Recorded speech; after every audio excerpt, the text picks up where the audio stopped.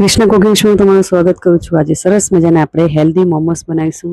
તો તેના માટે અહીંયા લઈશું લસણ અને કાંદાનો, લીલા કાંદાનો આગળનો ભાગ લઈશું, લીલા મરચાં અને આદુના ટુકડા લઈ લઈશું। બધી વસ્તુને આપણે ચોપરમાં ચોપ કરી લઈશું।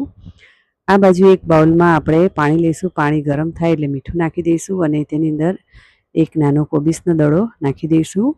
એને ઉકળવા દઈશું। આપણે તેના પત્તા આપણે સોફ્ટ કરવાના છે, એટલા માટે તેને અલટતા પલટતા રહેવું થોડી વારે તેને, જેથી બધી બાજુથી પત્તા સોફ્ટ થઈ જાય આપણા અને નીકળવામાં પણ સહેલાઈ થઈ જાય।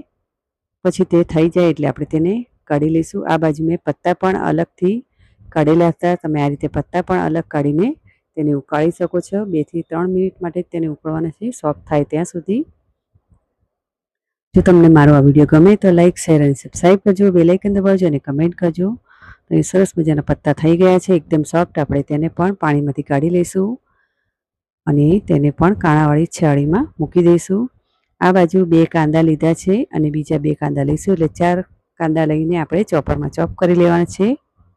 આ બાજુ 2 ગાજર લઈશું, તેને પણ ચોપ કરી લઈશું અને 2 કેપ્સિકમ લઈશું। 1 કેપ્સિકમ અને ગાજરને પહેલાં ચોપ કરી લઈશું અને પછી પત્તાગોબી પણ અહીંયા લગભગ મેં 2 કોબીસના દડા લીધા છે, તેને પણ ચોપરમાં ચોપ કરી લીધા છે। કાંદા ચોપ કર્યા છે, આદુ લસણ મરચાંની ચોપ કર્યા છે, અહીંયા કેપ્સિકમ ચોપ કરી છે।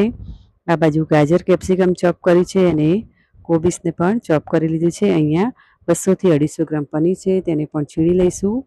અહીંયા એક કડાઈમાં 2 થી 3 ચમચી જેટલું તેલ લઈશું। તેલ ગરમ થાય એટલે આપણે જે આદુ લસણ મરચાં અને લીલા કાંદા ચોપ કર્યા હતા તેને સાતરી લેવાનું છે બરાબર। તે સતરાઈ જાય એટલે આપણે કાંદા જે ઝીણા ચોપ કર્યા હતા તેને પણ આપણે સાતરી લેવાનું છે સરસ મજાનું। તે સતરાઈ જાય એટલે કેપ્સિકમ નાખી દઈશું। તો અહીંયા 2 કેપ્સિકમ આપણે લીધા છે, પછી ગાજર અને કેપ્સિકમ પણ નાખી દઈશું, મિક્સ કરી લઈશું। પછી તેની અંદર કોબીસને પણ નાખી દઈશું અંદર અને તેને પણ સરસ મજાનું સાતરી લઈશું। પનીરને સરસ મજાનું છીણીની મદદથી છીણી લેવાનું છે આપણે।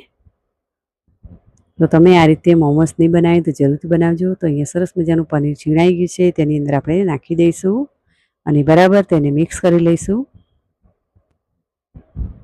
પછી તેમાં ટેસ્ટ પ્રમાણે મીઠું નાખીશું, લીલા ધાણા નાખી દેવા, 1 ચમચી કાળા મરીનો પાવડર નાખી દેવાનો, સરસ મજાનું મિક્સ કરી લેવાનું છે। હવે થોડું ઠંડુ થાય એટલે સોયા સોસ નાખી દઈશું 2 ચમચી જેટલો અને તેને પાછું મિક્સ કરી લઈશું।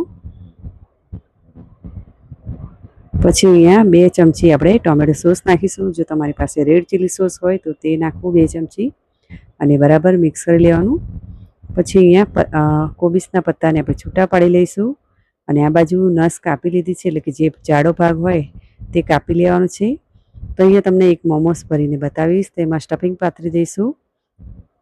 તો 2 ચમચી જેટલું સ્ટફિંગ લઈશું અને આ રીતે તેને ફોલ્ડ કરી દઈશું। તો અહીંયા સરસ મજાનું ફોલ્ડ કરી દીધું છે। આપણા મોમોસ તૈયાર થઈ ગયા છે।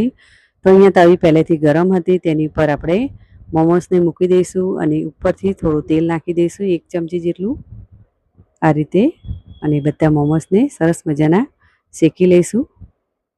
તમારે સ્ટીમ કરવા હોય તો સ્ટીમ પણ કરી શકો છો, પણ આપણે અહીંયા શેકી લઈશું। તમે બટરથી પણ શેકી શકો છો, પછી તેને પલટાવી દેવાનું, ગોલ્ડન બ્રાઉન થાય ત્યાં સુધી તેને શેકવાના છે।